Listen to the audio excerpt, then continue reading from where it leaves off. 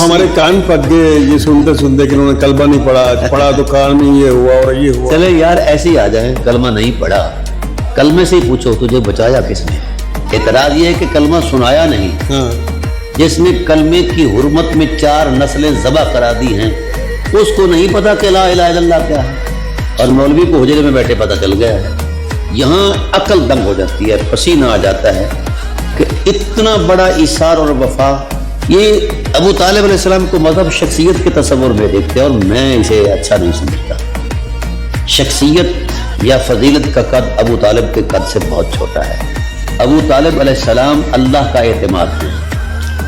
سبحان اللہ, کیا جملہ ہے, اللہ کا اعتماد. اللہ کا اعتماد ہے اور قرآن کریم کے اندر یہ موجود ہے. ذرا کوئی آیت اس حوالے سے. الم یجد کا یتیما فآویٰ, حبیب ہم نے آپ کو جس وقت یتیم پایا تو ہم نے اپنی آغوش, اپنا اعتماد آپ کے سامنے پیش کیا جس کے اندر آپ کو محفوظ کر دیا گیا ہے.